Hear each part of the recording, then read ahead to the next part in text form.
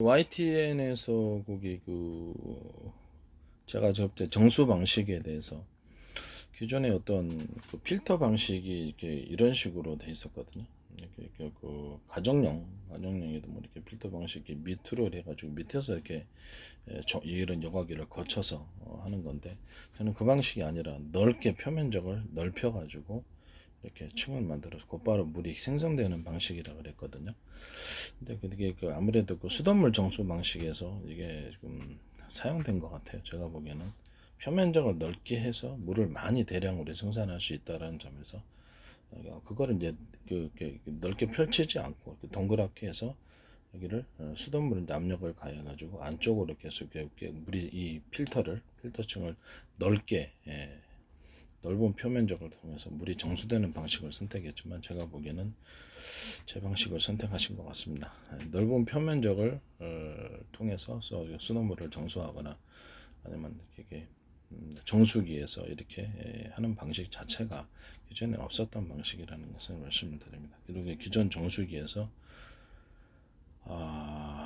물을 이렇게 차갑게 만들 때 여러 가지 방식이 있습니다만은, 기존에 에어컨 방식으로 해서 이렇게 에어컨 증발기식으로 해서 거기다 아주 미세하게 붙여가지고 물을 차갑게 붙여가지고 만드는 방식, 또는 이렇게 서로 에어컨 증발기를 서로 증발기에 냉매가 흐르는 관의 두께를 직경이죠. 이거 서로 이렇게 틀리게 만들어 가지고 이게 냉기가 파동식으로 흐르게 만들어 줘서 더 차갑게 해주는 기술, 이걸 통해서 하셨으면 이제 제 기술, 거기서 이제 차가운 물이 나오게 된다는 거죠.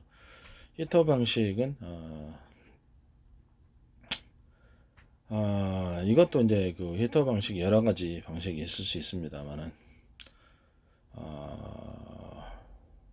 물을 이제 직접 끓여가지고 이렇게 뭐 이렇게 정수를 일단 한 다음에, 제가 문제가 있다 그랬잖아요. 이게 약간 세균 문제가 있다고.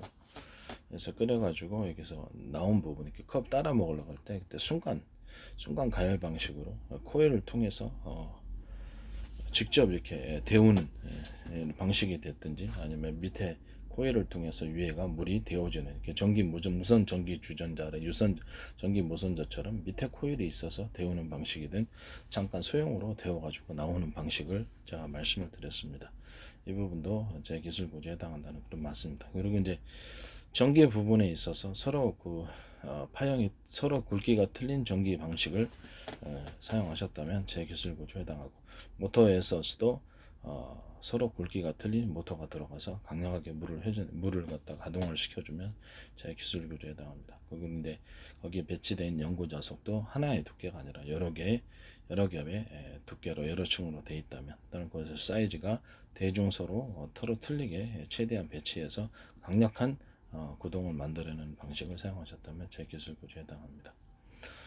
물을 생산해낼 때 대중소 전기 양을 통제를 할 때 전력의 선을 통제를 해가지고 속도를 조절하시는 방식을 사용하시면 또 제 방식을 선택하는 것입니다. 좀 이렇게 제가 보기에는 그 표면적을 넓혀서 했다는 방식이, 기존에 이제 이렇게 여과 방식이 어떤지는 모르겠습니다만, 제가 나중에 기존의 여과 방식과 현재 여과 방식이 틀리다면 이 부분에 대해서 제가 상당히 이렇게 의심이 가는 부분입니다. YTN에서 주로 이렇게 많이 하시는 것 같은데, YTN 일단은 제 기술 기준은 아주 특이한 구조입니다. 특이한 구조이고, 기존의 기술에 대해서 획기적인 기술들이 굉장히 많기 때문에 금방 알아볼 수 있습니다. 그리고 무선 충전 방식에 대해서 제가 제 방식을 다시 한번 말씀을 드리는데, 서로 전파를 통해서 서로 파형이 틀린 전파에 여러 개의 묶음을 사용하셨다면, 그것도 이제 전파를 여러 개로 해가지고 수신 구조를 갖추는 거죠. 전파를 한 군데만 하는 게 아니라 여러 군데에서 동시에 수신을 해가지고 전력으로 전환을 하면 되니까요. 전파를 여러 개를 쌓아가지고 동시에 거기서 밑에 전기차 패드에서 그거를 전기로 전환시키면 됩니다. 이게 간단한 방식이에요. 순간 쪽으로 충전할 때, 제가 그때 삼성 아까쯤에 기존 동영상에서 삼성 SSA 때나 아니면 휴대폰 무선 전송할 때, 무선 전기적 전송을 할 때 전기 저장 방식에 대해서 설명을 했었어요. 이렇게 번개를 칠 때 번개 지역 가서도 비행체 같은 데서 번개 지역 가서 전기를 수신할 수 있는 방식이라고 얘기를 했습니다. 위성과 어떤 지상과의 무선 전기 충전 이 부분에서도 사용될 수 있고, 모든 형태의 전기 충전, SSD, 그다음 소형 스마트폰 전기 충전, 모든 형태의 전기 충전 방식에서 이 방식이 사용되고, 또 거기서 더 나아가서 응용이 가능하다면 모든 형태의 신호적인 전송, 신호를 입출력할 때 사용할 수 있는 방식입니다. 이 방식은 다른 데는 없는 제 방식이 좀 독특한 기술 구조이기 때문에 다시 한번 이 부분에 대해서 YTN에서 은근히 제 기술이 지금 거의 대부분 도배가 되고 있는 것 같은 느낌이 지금 드는데, 이 부분에 대해서 다시 한번 내가 말씀을 드립니다. 저는 소송하지 않습니다. 나중에 이제 저한테 사과하신 분이 그때 문제를 제기할 수 있는 부분이라는 것을 말씀을 드립니다.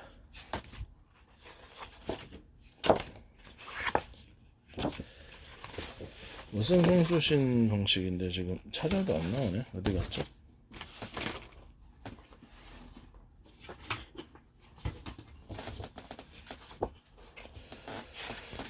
이 방식인데, 무선 송수신 할 때 이렇게 무선 전파가 있잖아요.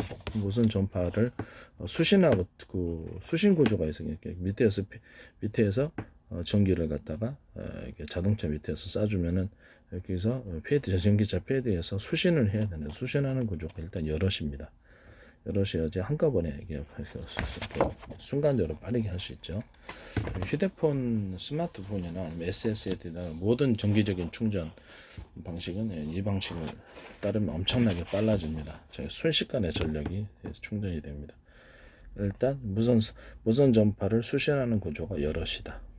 여기서 이 안에, 여기는 일일이 제가 표현할 수 없어서 못 그렸습니다만, 이 아래 서브로 순식간에 이렇게 새끼를 쳐가지고 서브로 계속해서 순식간에 하부쪽까지 완전히 충전하는 빠른 방식이다라는 거죠. 숫자가 많죠. 이렇게 이런 식으로 숫자가, 전기가 흐르는 전기선인데 숫자가 많습니다. 이런 식으로 순식간에 전기를 충전할 수, 이 방식을 선택하셨으면 제 기술 구조에 해당합니다. 전기차 부분에 있어서 배터리 부분을, 현재 있는 그 리튬이온 배터리를 잘게 이렇게 여러 개로 나눠가지고 격벽 구조를 갖추게 하고, 각각 전원 공급 장치가 이렇게 전원 공급 장치 분배기가 있어서 밑에로부터 수신되는 이렇게 전기를 전송된 거죠. 밑에 무선이나 유선 전송되는 것을 각 배터리에 각각 공급을 해주는 방식입니다. 이 방식도 제 방식입니다. 방전 구조에 있어서는 이걸 갖다가 두 개를 세트로 묶어 가지고 이렇게 두 개씩 해가지고 나눠서 서브로 이렇게 가령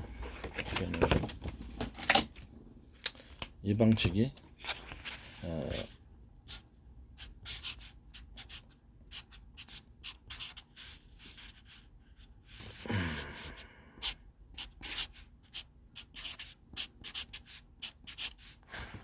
이런 방식으로 여기를 한꺼번에 각각 연결하지 않고 전원 공급 장치에서 이게 들어가서 두 개로 다시 분개되어서 이런 충전한 이런 방식도 제 방식입니다.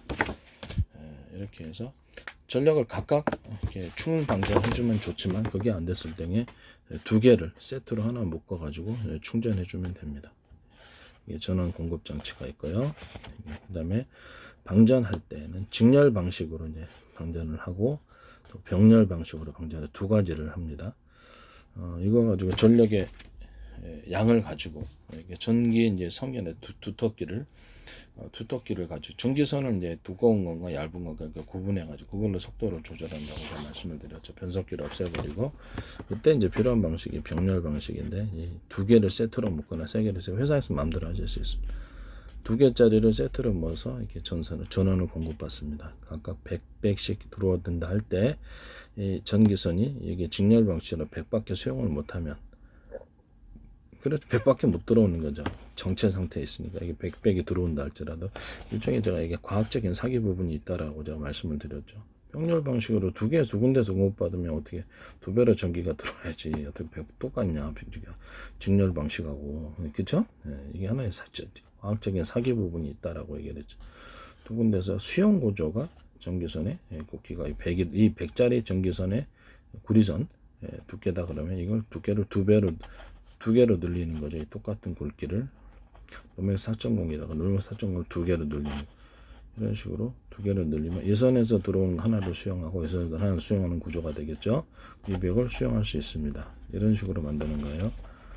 이런 저기 세 개를 이렇게 하나로 묶는 것은 또는 두텁게 만들어 전기선을 구리선이겠죠. 두텁게 만들어서 수용하는 구조입니다. 근데 이 방식보다는 이 방식이 낫습니다. 필요하다면 전기선 하나 늘어서 3개, 4개 이런 식으로 만들 수 있기 때문에 강력한 출력을 낼 때는 이 두 개짜리에서 4개 목짜리에서 같이 동력을 묶어서 이거는 이제 자동차뿐만 아니라 드론, 그다음에 각종 모든 비행체, 배 모든 데서도 다 이런 방식으로 사용할 수 있습니다. 리튬이온 배터리와 납축 배터리 모든 형태의 배터리는 이 기술 구조를 가집니다. 이 방식이 이제 제 방식에 해당한다는 걸 말씀입니다. 무선 충전에서 이 방식을 사용하셨으면 제 기술 구조에 해당한다는 것을 다시 한번 말씀드립니다. 저는 이제 그 기술 구조를 모릅니다. 하지만 YTN에서 나오는 모든 것에 대해서 상당히 의심스러울 수밖에 없는 기술들이 계속 지금 나오고 있거든요. 그것도 최근에 들어서 많이 나타나고 있습니다. 이 방식은 어쨌든 이런 방식으로 무선 충전을 하시면 제 기술 구조에 해당한다는 것을 다시 한번 말씀을 드립니다. 반도체 부분에 신호를 입출력 하거나 전기를 입출력 하는 방식인데 전기도 그렇고 신호도 이렇게 신호나 전기나 뭐 똑같은 전기적 저장과 그 충전과 방전 또는 신호적 저장과 충전과 반전인데 상통선은 사방도로 들어가고요. 일단 들어갈 때 이쪽에서 들어가고 이쪽에서 들어갈 수 있는 데는 최대한 들어갑니다. 이론적으로는 동서남북 사방돼서 다 입력이래. 하나의 직렬 방식이 아니라 다 입력 여러 개로 들어간다는 점에서 이렇게 들어가고 이거를 다시 미니 구조를 쪼개서 다시 이 지선 구조로 또 들어가 주는 거예요. 그 다음에 이 지선 구조를 또 쪼개서 이렇게 들어가 주는 이런 방식입니다. 이해가 가시죠? 일단 여기서 4개를 사방향에서 들어간다. 그래가지고 여기서 4개를 4개 안에 4개를 분할을 해가지고 그 안에를 다시 4개로 또 분할해 주는 거죠. 그렇죠? 그럼 이 4개로 분할된 데를 다시 또 4개로 분할해 줍니다. 이런 식으로. 이렇게 해서 지선을 만들어 갖고 순식간에 충방전을 할 수 있는 이런 방식이라는 거죠. 이런 방식으로 반도체 설계를 하시고 회로를 그리시면 제 기술 구조에 해당한다는 것을 말씀드립니다. 이런 것들은 이렇게 동그랗거나 네모난 이것을 신호를 증폭시켜 주는 장치입니다. 회로를 2개나 3개나 이렇게 증폭을 시켜 줄 수 있어요. 여기 있는 것도 마찬가지고요. 회로를 이게 다 그릴 수가 없어 가지고 제가 2개나 3개로 회로를 늘려가지고 이렇게 할 수 있는 방식입니다. 이 방식은 제 방식에 해당합니다. 이런 기술 구조를 가시면 제 기술 구조에 해당합니다.